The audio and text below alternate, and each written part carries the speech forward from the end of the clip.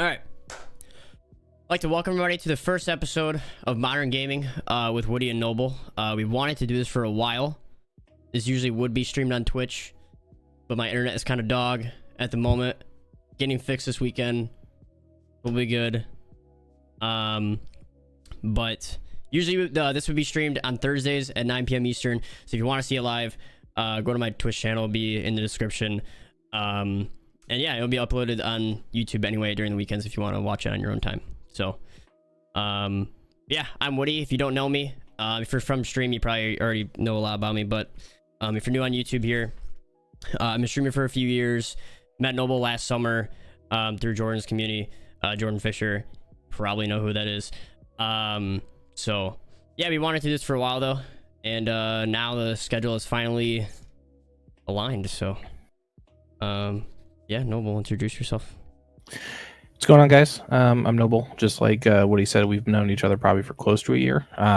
Met a ton of awesome people like Woody through Jordan Fisher's community and stream and everything that he does. But yeah, like Woody said, we've been trying to do this for, gosh, I feel like we're talking about at least for 3 months now, but I just recently started a new job about 6 months ago in the Indianapolis area, and now I'm in the process of buying a house and getting all that stuff together. So it'll be a lot more upscaled once I actually get situated. Those of you that used to be familiar with my stream before I had to stop when I moved, the stream will be coming back. Podcast will be streamed live there, and all the info and all that good stuff. But a little bit about me. 30 years old. Just recently got married about 7 months ago. My wife and I's first child's birthday and only child's birthday is actually this Sunday. Just super awesome. He'll be 1.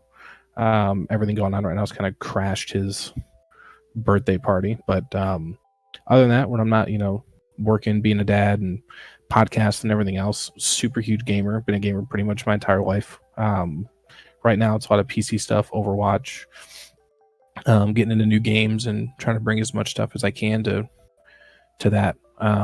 With the podcast, our goal, I think, here is just to try to bring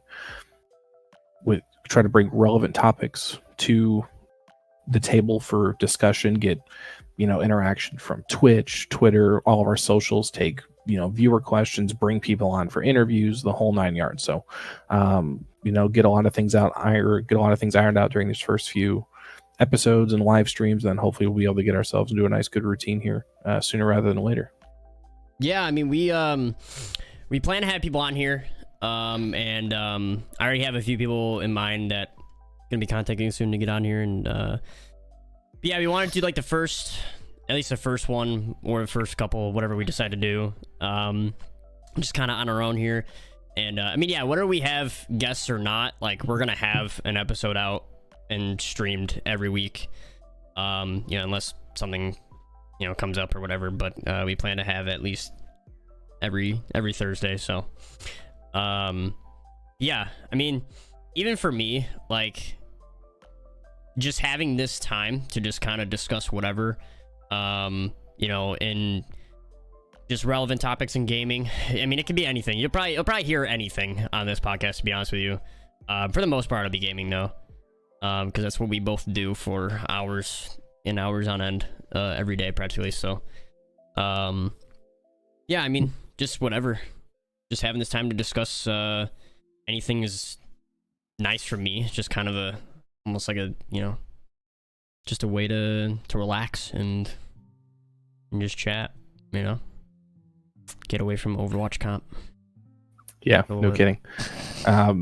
So we're gonna kick this one off by probably immediately raising Woody's blood pressure over there, because I know that this first topic of the podcast is something that like he's super passionate about. So I'm sure you'll hear that come out here in his responses. But I know that a lot of multiplayer games have issues with balance and things like that, and recently, especially in BR type games, with over the last couple of years, we've seen it more and more with the idea of skill-based matchmaking.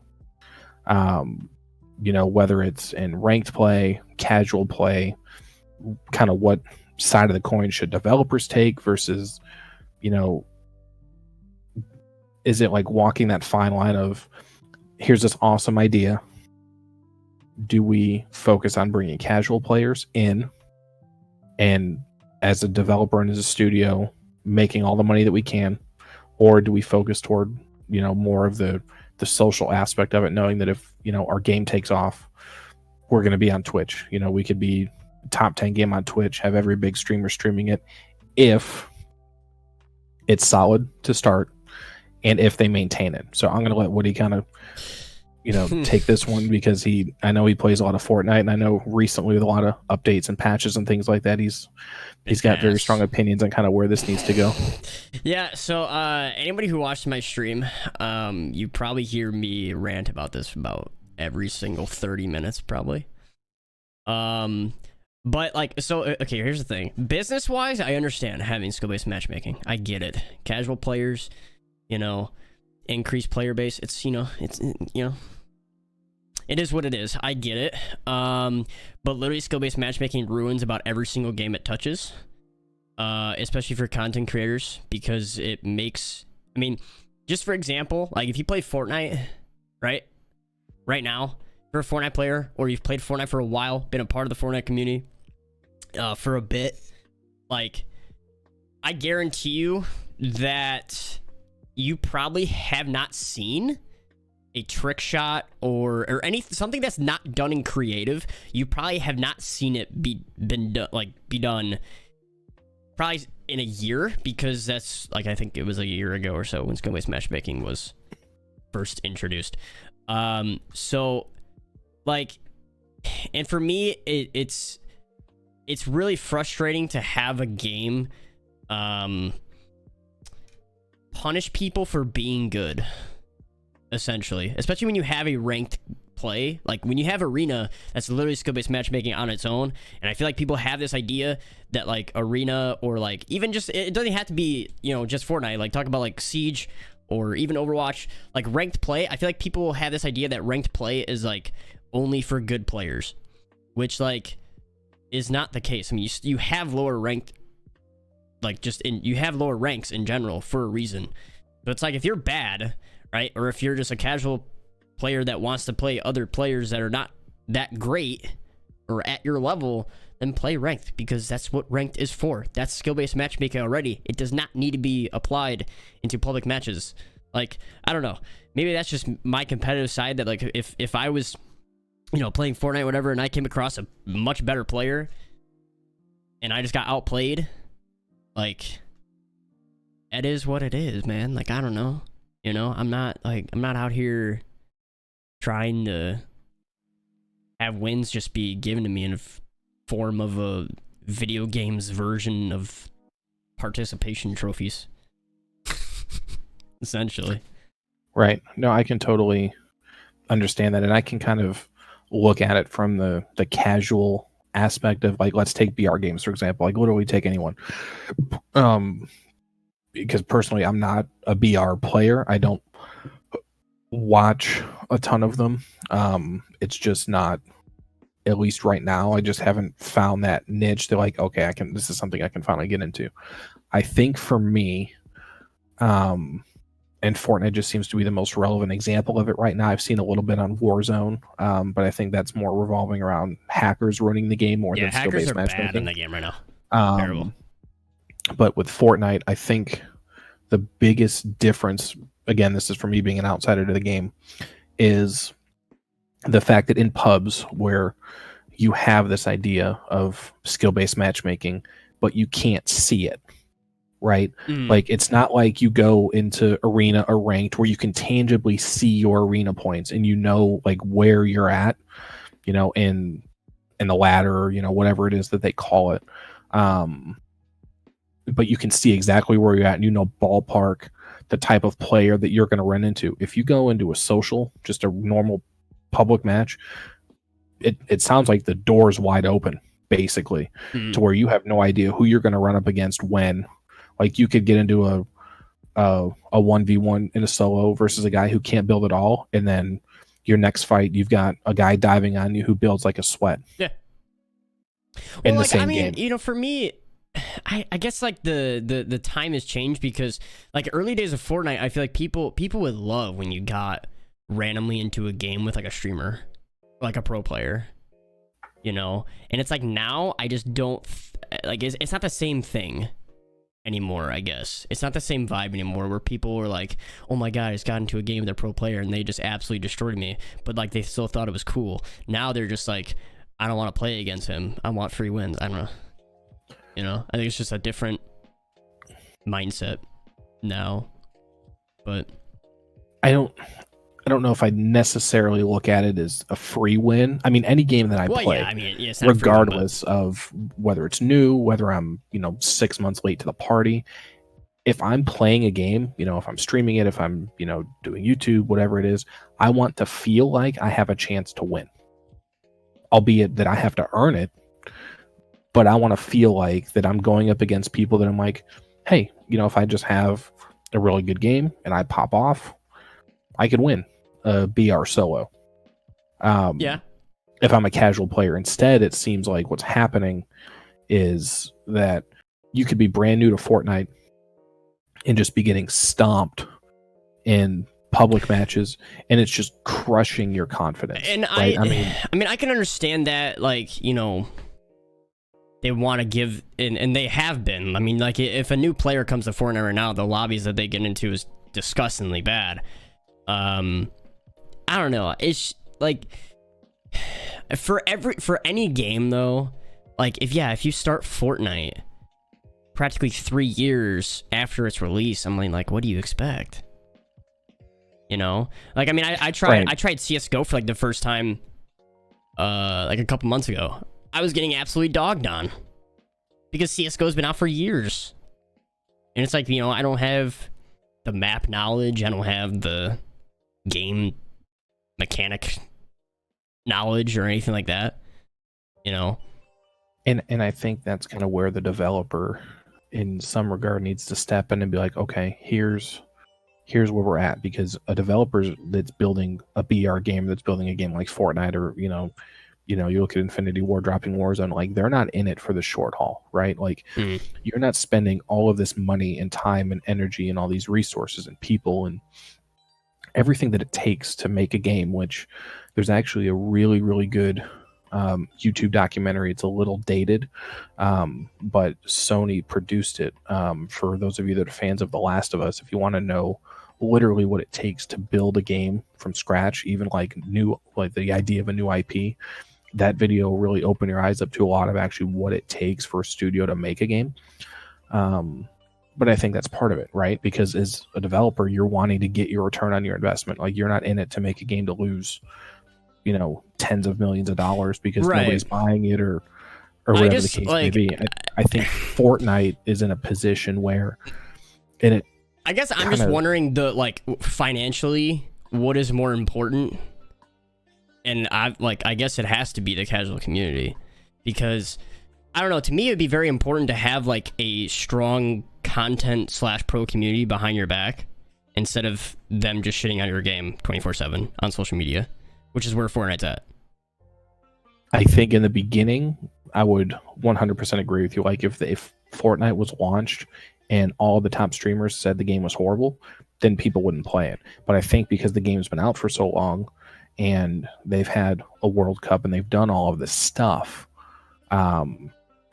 I think Fortnite is in a much different position than, say, Warzone is. Like, if Warzone keeps getting plagued with all these cheaters and aimbots and everything like that, it's gonna die. And people like Nadeshot and everybody are on Twitter daily, right? Like, announcing this, like, the game's gonna fall apart, right? Mm-hmm. Fortnite already has tens of millions of people and kids that are playing this game, that if it's only going to do so much damage if a top streamer goes out and says, I'm done with Fortnite.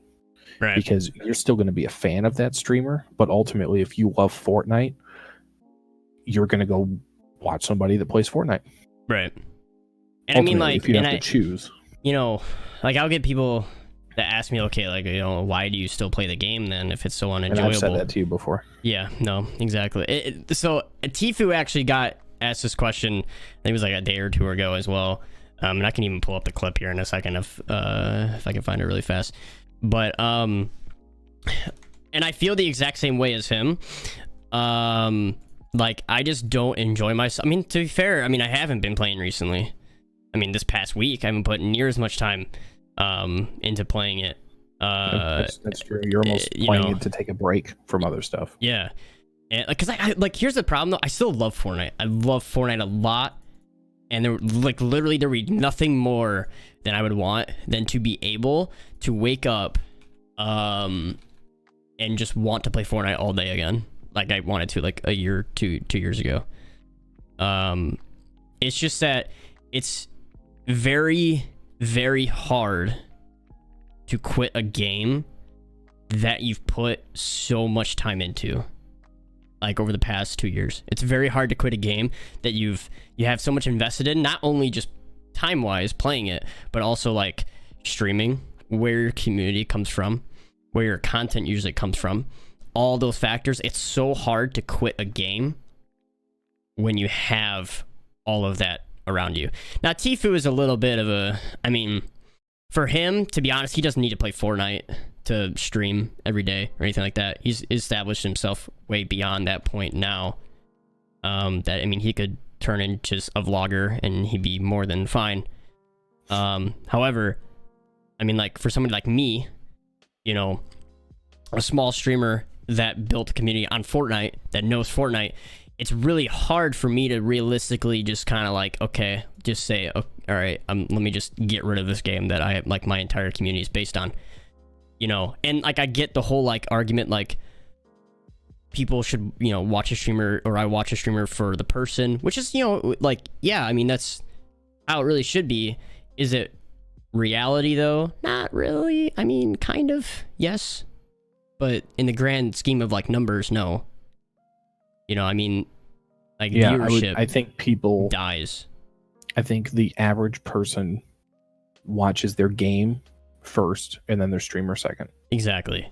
The average person it's just like, you know, yeah, like I'm not gonna go to a Dead by Daylight stream to find a cool streamer, because I've never played Dead by Daylight, and I don't care about Dead by Daylight. So it's like, to find new people, I'm not gonna go to a game that I don't play, right? So the game matters.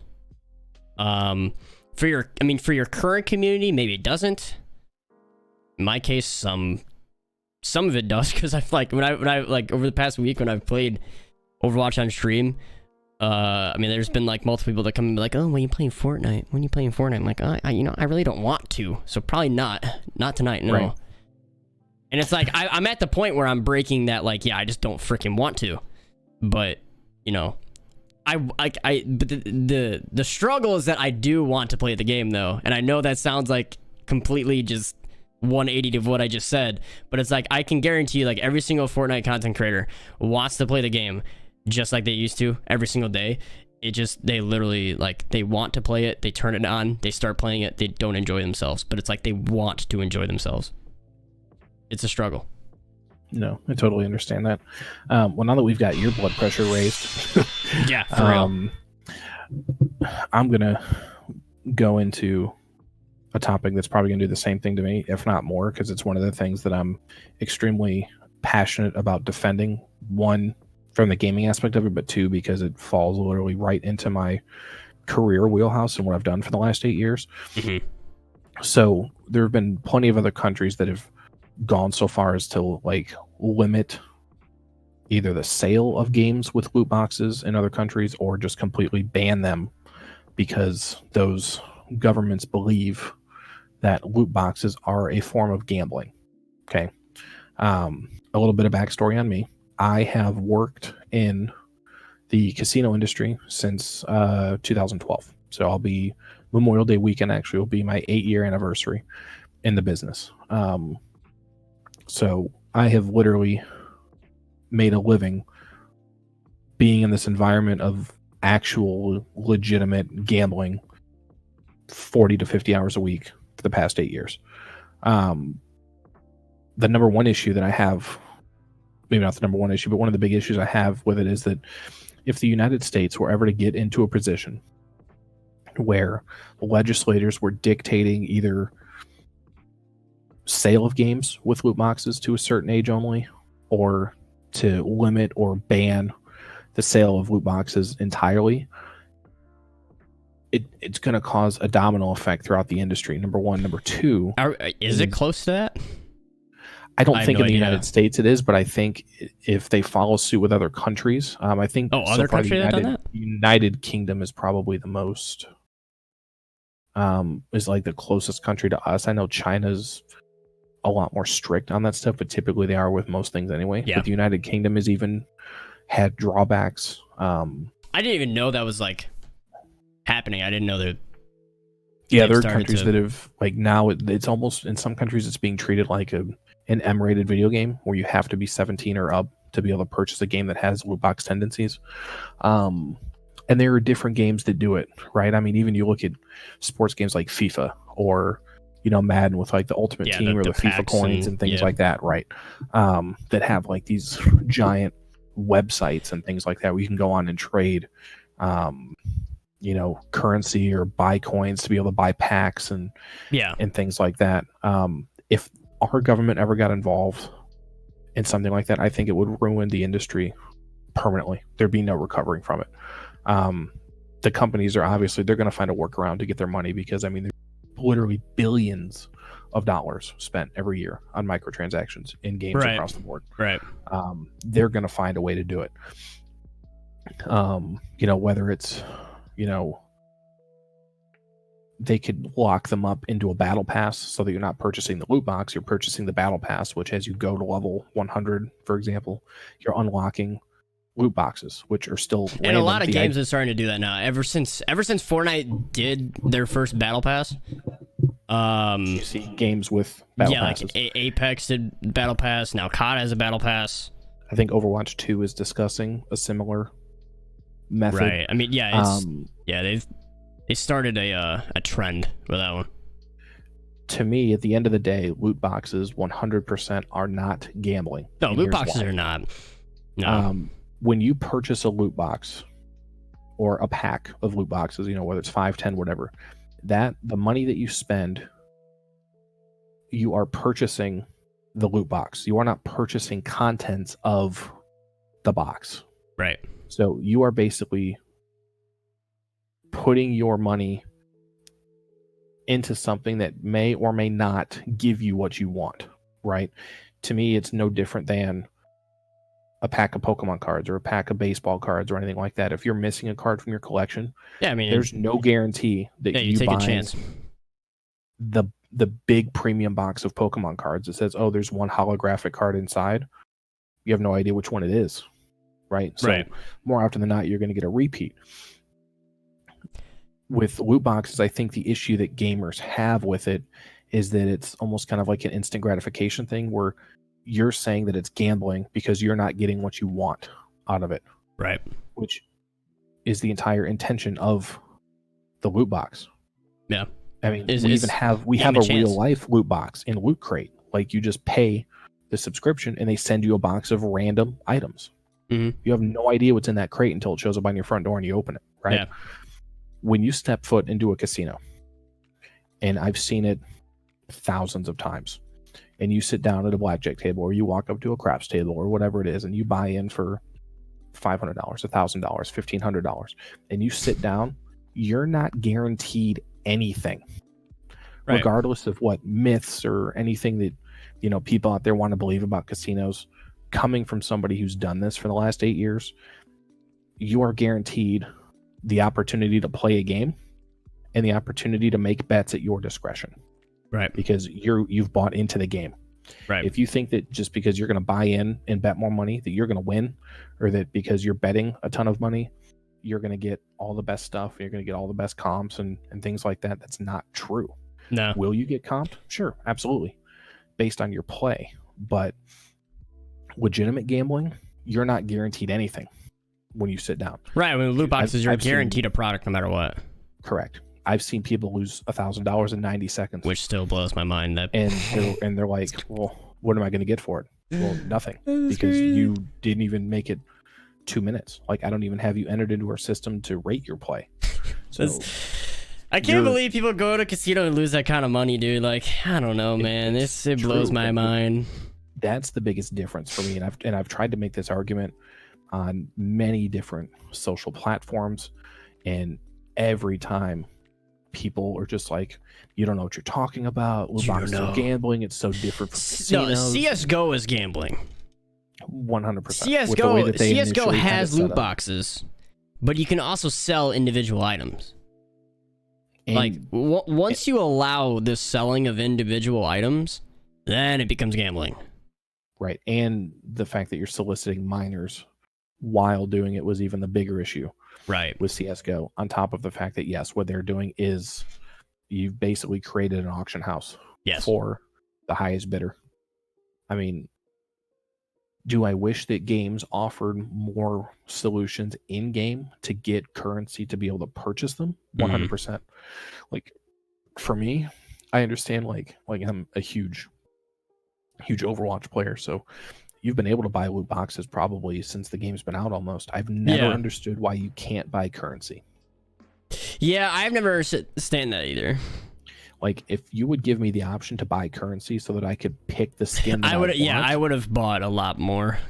I would 100%. Currency, 100%. I could very easily see myself purchasing 5,000, 10,000 currency, especially during events. Yeah, to get the skins. Missing that 3,000 coin skin that I've had to wait a year for it to unlock, and I'm like, I'm not waiting another year. I want that skin. Yeah, absolutely. Would I spend the $9.99 to get the coins to buy the skin? And 100%. I'm perfectly happy. It's a win-win. The company makes the money off the microtransaction. Me, as the player, I get the skin that I want. I'm super happy. Right. With the loot boxes, you could go through an entire event on Overwatch, for example, 3-week event, and not get the skin that you want. The skin that you want for your character. I mean, like Fortnite's system of V-Bucks is perfect.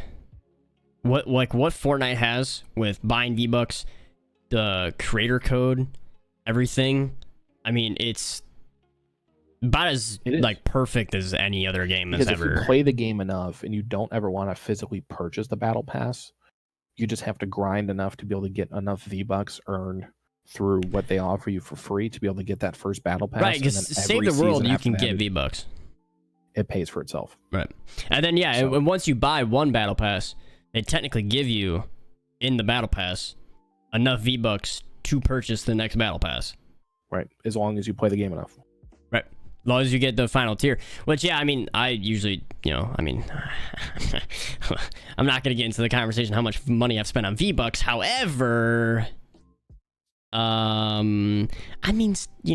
still though, when I buy V-Bucks and I'm able to buy the skin that I want immediately, right? Like, would I buy near as much if it was a random loot box draw? Hell no, absolutely not.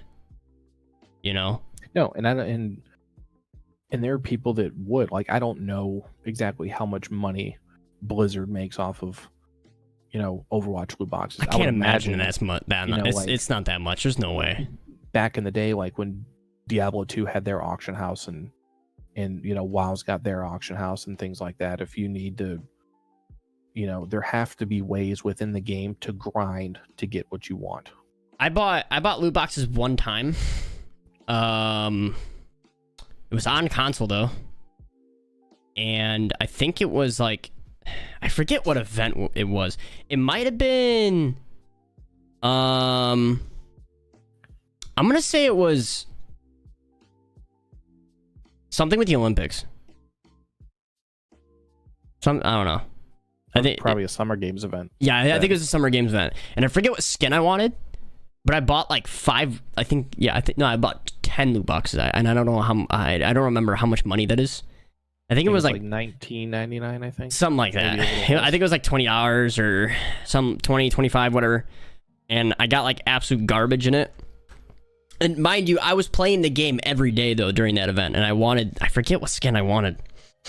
But I wanted that one skin. Now, mind you, I was playing every single day, and I wanted to get. It was like at the end of the event, and I like full sent on a couple loot boxes, and I got absolutely nothing. And I'm like, I will never spend money on loot boxes ever again because this is worthless. Right. I mean, I don't really. Like, not getting what you want is not. I mean, theoretically, I guess it's a gamble on what you're gonna get, but it's not gambling because you're getting something. Period.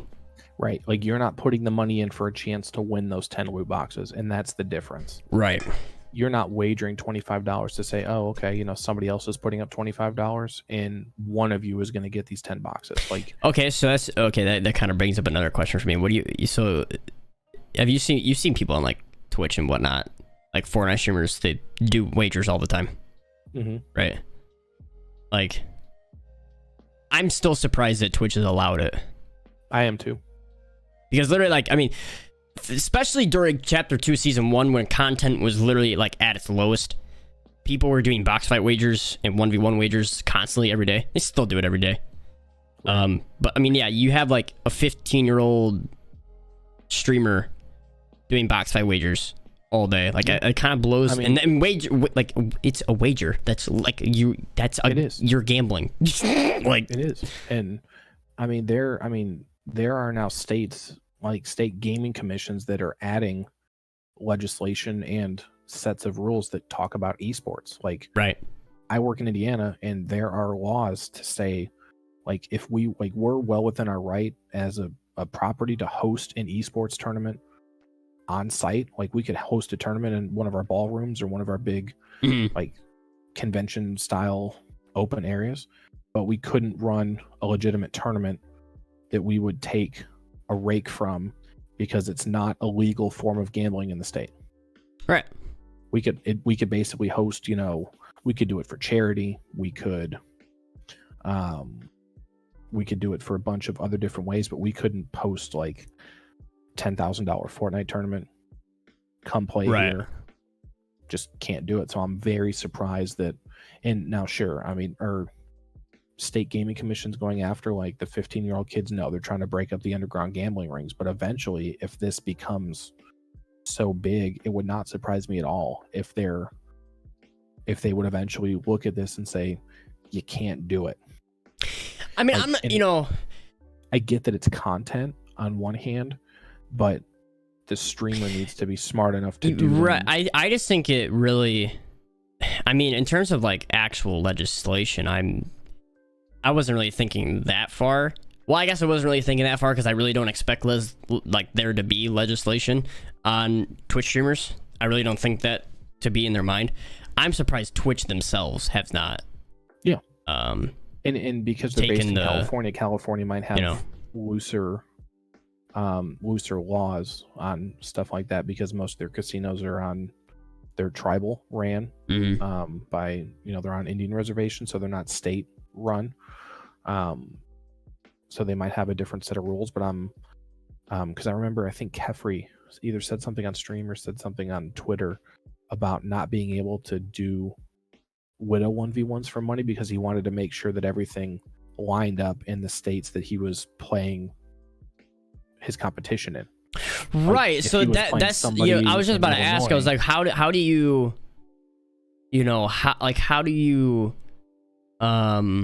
if somebody's streaming wagers on Twitch, right?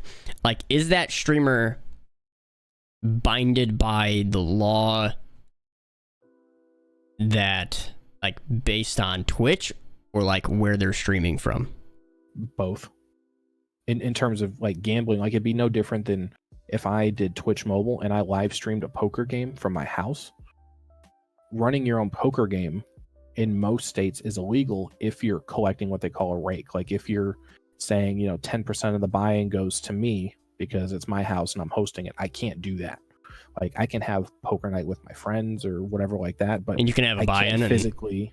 Yeah, as long as whoever's hosting it, as long as somebody's not making a profit off of the buy-in per se, there are ways around it. But you're literally, and because I've hosted poker nights before, I was like you're not charging to host. Right, you're not charging to host the box match. You're just charging. You're saying, $20 says I can beat you in a box fight. Right. But I think that you're starting to go down a very slippery slope because it kind of reminds me of what happened with CSGO, where you have these 13, 14, 15-year-old kids on Fortnite that are gambling money. And it's going to happen. It's inevitably going to happen where some kid's going to get way in over his head and he's going to end up, losing hundreds of dollars that he doesn't have. Oh, I'm sure it's already happened. Have to pay for it. Absolutely. I'm sure it's already happened.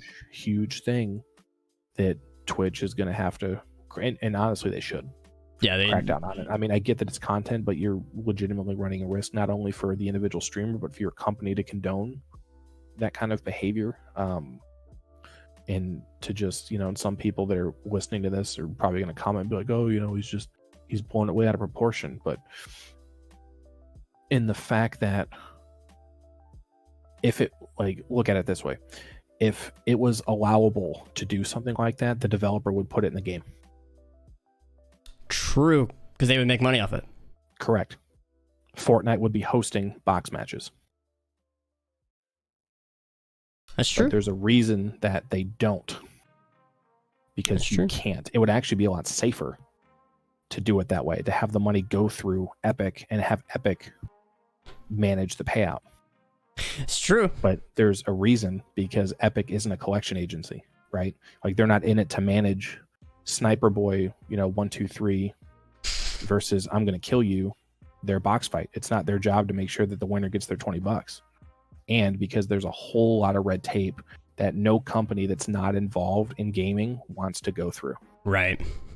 And I mean, I've like, whenever I've lurked in a couple like wager streams and whatnot, there's always, little rules that streamers will set up to potentially kind of swipe money from people. Like, oh, you didn't follow this little tiny rule? Well, right. My money now. Like, right. and people, do I necessarily blame them? I mean, not really, in a way, to be fair. I mean, they do put it in the rules. Like, they'll have a rules command that'll say a bunch of stuff, right? And then there's, it's always like the terms and conditions type of thing, right? That right. people usually just don't person read. Hosting it, like, you've got to be worried about, where's the legality in that, like, let's say I challenge you to a box fight, $50, you put all the rules on your stream, the whole 9 yards. I read the rules. I'm like, okay, let's go. Like, where do you get my acknowledgement that I've agreed to pay you if I lose? True. I mean, most people, you would have to send the money beforehand. But, I mean, well, so the way it's supposed to work is like, so if you were to challenge me to a box fight, you would pay me. Right? You'd pay me what you're wagering. However, I mean, there's no guarantee that if you win, that I pay you. That's more taking a gamble than buying a loot box, in my opinion. Because not only am I risking the money to win a fight, I'm also having to trust the person that I just beat to not be salty and keep my money. Right. Because there's no legal agreement. Right. Like, what recourse I have do to I pay have through you? Twitch? Like, what am I going to do? Report Woody because he didn't pay me to box fight? Like, Twitch doesn't. No, Twitch ain't gonna say, it's your stupid fault. That's why I'm saying it's a very, very slippery slope. But at the end of the day, I think that there are far more pressing issues that actually are gambling in gaming, and I don't think loot boxes are one of them. No, they're not at all. The last thing that I kind of want to get into a little bit here is actually something that I literally read like 6 hours ago when my wife and I were taking a walk in the park. So I've been waiting literally for The Last of Us Part 2 to come out since I got finished playing the first game. In my opinion, Naughty Dog, in terms of making single player experiences, best company, 100%. Best studio ever, hands down. It's not even close. And like I said, if you watch that documentary, you'll understand why. And even back in 2013 when they made this game, you'll understand how far ahead of their competition they were. Even though you play The Last of Us, you're like, oh, there's nothing groundbreaking here about the gameplay itself. And you're right, I would agree with you. But the story that they tell and the way that the game looks and everything like that has a lot to do with the voice acting and how they shoot all of their cutscenes. I mean, dude, the Uncharted series is by far my favorite video game series of all time. Yeah, Uncharted some 4 of is the set my favorite game pieces of all that time. they do, Naughty Dog is so good. So good. and they have been for so long. Yeah. So The Last of Us 2, they announced today that it would be indefinitely delayed due to the conditions of the virus. So they Right. did not announce a new release date. I believe the original release date was supposed to be like May 29th. So we were within 60 days. Their press release said that the game is very close to being finished.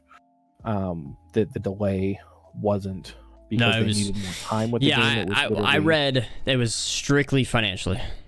That it was based on the virus. I've also read articles a couple weeks ago that said that 70% of their development team has either quit or been fired because they've been under a lot of stress to make this game what a lot of the fans of the first one are hoping that it'll be. Right. But with that, do you think that what we've got going on currently with the virus, that The Last of Us 2 is just kind of the first domino to fall? And do you see that this causing a ripple effect and more games announcing delays because they're worried about shipping? Because that's the other thing they said, is they want everybody to experience the game at the same time.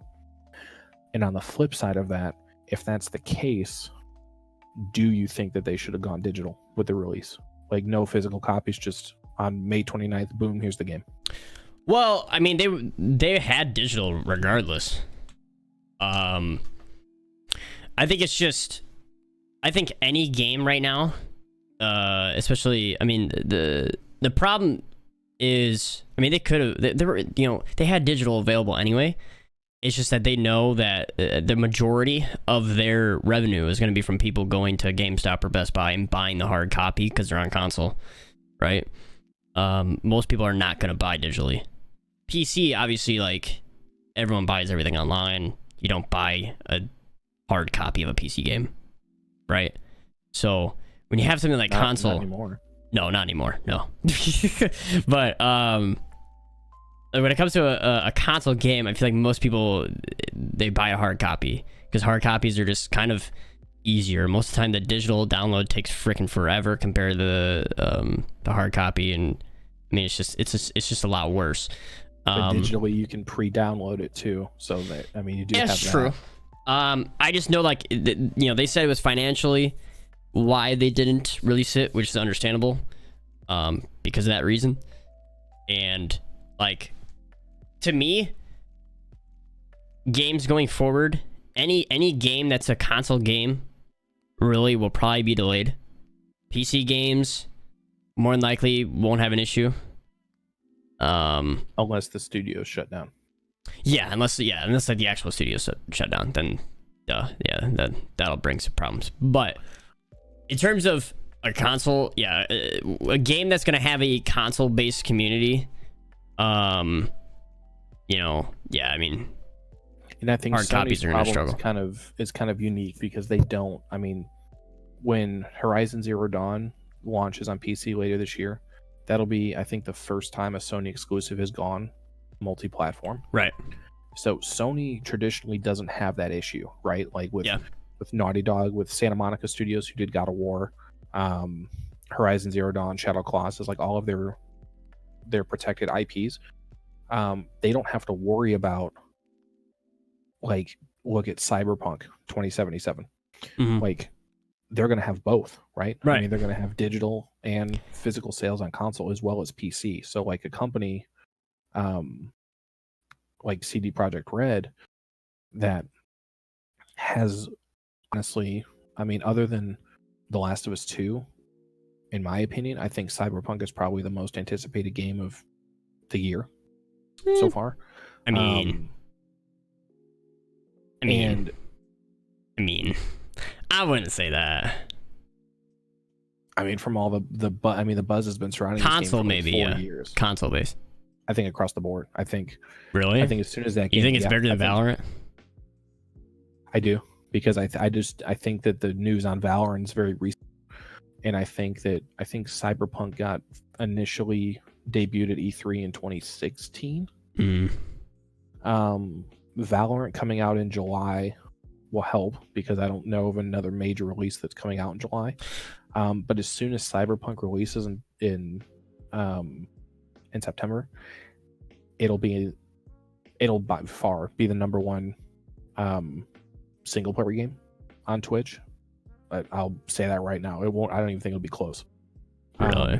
And there's a chance that, I mean, obviously, it might be number one for the opening week, but I think that it'll sustain a lot longer than most games of its caliber do, just because of the hype that's surrounding it.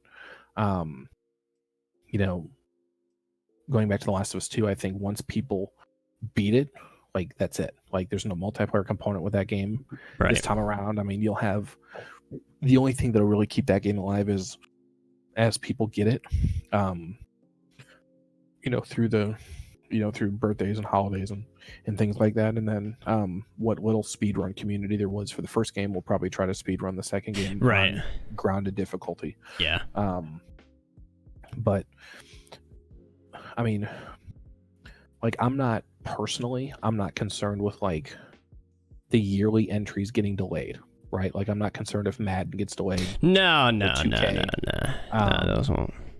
But these big major releases that, yeah, I mean, the games that take years to get released, they don't want to take the risk of it flopping because of the company that's going to get hit hardest by this if there's a significant delay here and the virus goes into the summer is Nintendo, right? I mean, I know that they're based in Japan, but they already had a 4-day delay on all the Animal Crossing consoles that couldn't ship because of the virus.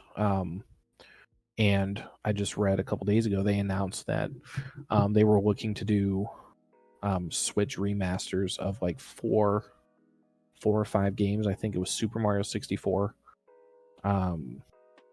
Super Mario Sunshine, Super Mario Galaxy. I'd love to play all three of those. Super Mario 3D World, which that one I don't understand because that game, it was a Wii U title, and I don't know that there's a whole lot you can do to. Yeah, the Wii U was probably like one of the most worthless consoles ever. I can't really it was basically like I never had one, never had the motivation to get one, never knew anyone that had one. I did. I had one. Oh, you had one? Okay, you were literally the first person that I know that had one. Never had a Wii U. I didn't really play it a whole lot, but I did. I kept buying like the Wii and the Wii U because of the virtual console. Love the Wii though. To buy like all the old school games, and then now they just came out with all the retro consoles, so that solved that problem. But yeah, I mean, Nintendo, at least from my recollection, doesn't have another like really big release. No, yeah, with like with the Switch, I mean, they have, unless Breath of the Wild 2 comes out like this holiday season. But I mean, if they're not able to work, is that a thing? It could be. I think it's an outside shot, but I mean, if they, depending on how much they carry over from the first game, they're making a second one. Yes, yeah, they announced it last year at E3. Really? Yeah, there's definitely a sequel. Huh. I'll play that when it comes out. I mean, I loved the first one. First one's probably one of the best games ever made. But yeah, I mean, like Animal Crossing, everyone was talking about it for like a few months before it came out here, like through January, through February. And I mean, I was more of a Harvest Moon type of guy, but like, holy crap, Animal Crossing has really taken everything by storm, to be honest. Like, there's a gigantic Animal Crossing community on Twitter. Like, holy crap, dude. Is. No, my wife. I mean, it's huge. Like Twitch alone, but like Twitter, insane. Like the memes I can just sit every there day. And honestly watch her play. I mean, I even get into it, man. I'm not gonna lie. Like, it's like, shut up. Like, this is my island. This is my game. I'm like, yeah, but you're doing it wrong. Which is you're doing it wrong. You're a problem. I'm like, I would literally. Oh my god! I have all this stuff harvested. Like, I hate it. I'm trying to get a game plan here. So you play Skyrim, right? Like, which of the 47 releases are we talking about? But yeah. Okay, listen. You know, everyone makes fun of how many times they re-release Skyrim, but the thing is that people bought it. Okay, it's like people kept buying it. They wouldn't keep re-releasing it if they didn't buy it. No, it's true. I mean, that's why they re-released Resident Evil 4 like 9 times. Yeah. on literally every console. I'm surprised I can't play it on my phone at this point. Yeah, I'm really surprised Skyrim is not mobile yet, for real. Give me a mobile port of RE4. I'd be all over it. Well, I mean, technically it's mobile because it's on Switch, though. That's true. But anyway, yeah, like my sister and my mom, they, me and my brother got them into Skyrim like just a couple years ago. So obviously, a couple years ago was still like, I mean, the game was released in like 2011, right? So still like solid 6-7 years past the release date. And they're and talking like about I'm watching them playing. I'm like, you're doing all this wrong. It's so bad, like you're terrible. Like you are doing this so bad. Like what are you smithing right now? Like none of your armor is like, goddamn dude, nothing fits here, nothing flows. And they're talking about like Elder Scrolls 6 not coming out for like I'm like, 2 or 3 I years. know. Like, okay, so there's 12 years between sequels, and your game's like still that. gonna be. I mean, when that game releases, I'll play it literally 24/7 for like an entire year. But good lord, man, it's been a while. Like, hello. Yeah, I mean, they've had the go between, like the MMO. Right, and I mean, Borderlands 3 was kind of the same way too for me. I mean, Borderlands 3 took a while to release too. It did, but it was worth it. 100%. I thought. I mean, I haven't played it. We actually got to play that. I'd be down to play it soon. Like, yeah, we definitely do, because I still haven't finished my save. Yeah, right. I haven't even, like, I waited so long for the release of that game, and it's mainly because of streaming. It's very hard for me to enjoy single player games while streaming, because whenever, like, and it's hard for me to like game off stream in general.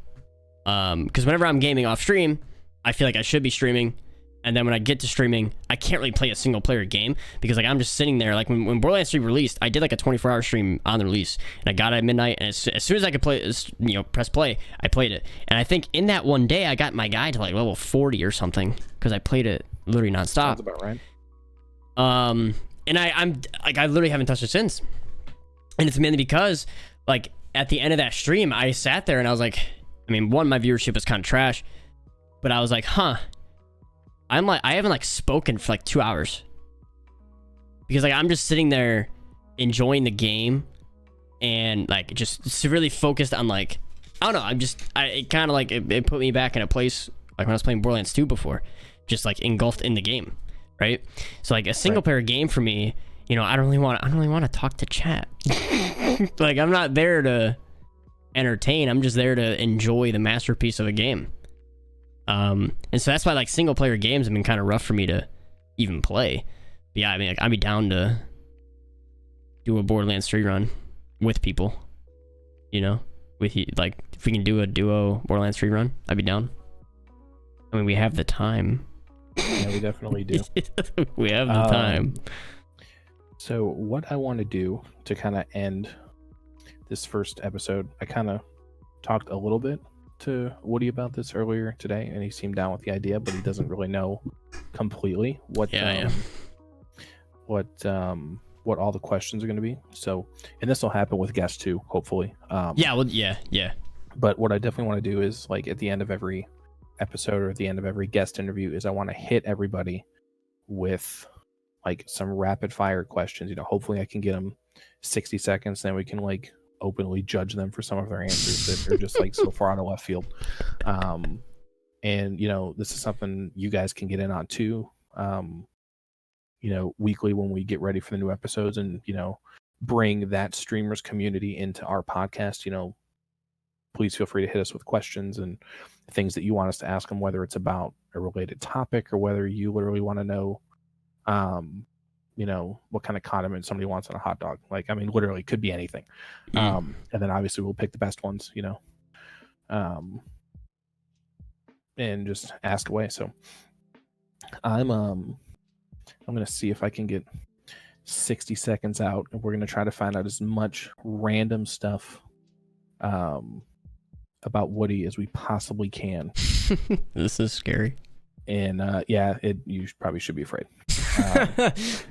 And you know, eventually we'll get like a stop clock or stopwatch and everything up here too. You know, once we're actually like fancy. So fancy. All right, I'm gonna start this here in 3, 2, 1, and go. Favorite color? Purple. Bone in or boneless wings? Boneless. What's the best thing to do in Iowa? Best thing to do in Iowa. Oh God, there's like nothing out here, dude. I'm real. Okay, so literally, don't go to Iowa for anything. Yeah, I'm here for college. That's it. Best BR that isn't Fortnite. Ooh. I would say Apex. I still think Apex has a lot of potential. Apex probably has like some of the best movement of any game I've ever played. I loved Apex when it first released. If you had to dye your hair random color right now, what would it be? Blue. How many tattoos do you have? 1. Is a hot dog a sandwich? Yes. Best condiment on a hamburger? Onions. How do you have your steak cooked? Medium rare. Boom. See, just like that. See, that wasn't that painful. No, it was good. And you're 100% wrong, by the way. Hot dog is not a sandwich. Well, it's on bread. Don't even get me started. To be a whole other podcast. You could do an entire episode of why a hot dog is not a sandwich. But like, it's on bread though. It's totally not a sandwich. I don't even care if somebody literally brings me like the official sandwich diary statistics and puts it in a comment and says it's a sandwich. I'm just choosing not to. That's the water. Is water wet? Blah blah blah. Well, yes, but a hot dog is not a sandwich. I'm going to leave it at that. But yeah, this was totally a lot of fun, guys. You can definitely expect a lot of conversations, very similar to this. We're going to try to pick 3 topics a week to kind of just dive into a little bit and have some conversation about. Obviously take questions, involve community. The streamer interview will definitely be a little bit in depth because we definitely want to highlight some people out there, whether they're friends of ours that are good content creators or just people that we look up to or streams that we're fans of that don't necessarily get the exposure that they should, or just people that really go about it the right way, right? And just kind of try to bring that entire community and following not only here but to share that with you all, and just kind of see what people are up to, what they're looking forward to, how they got started, the whole 9 yards.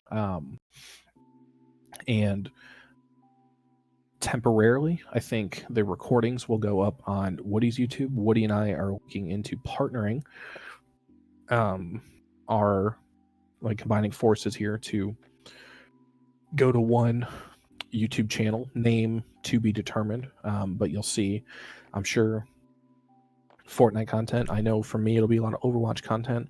I'm looking into trying to get a workaround to get a second Switch dock so I can do a lot of Mario Maker 2 stuff because I'm having a whole lot of fun with that game and world record chasing and all that good stuff. But yeah, I mean, first episode down, hopefully very many more in the future. And one thing I would like to say is like we said, we'll come in here with topics and whatnot that we want to talk about and whatever, but especially with like in the future we want to stream these and stuff like that. Just we can just kind of go on a tangent in something and just kind of flow with it. I mean, we're not gonna like stick to a script or anything like that, so I mean, you'll hear about anything, literally anything. And also, like, if there's anything you want to know about us, like the history of us or like how we got to this spot, like on Twitch and doing content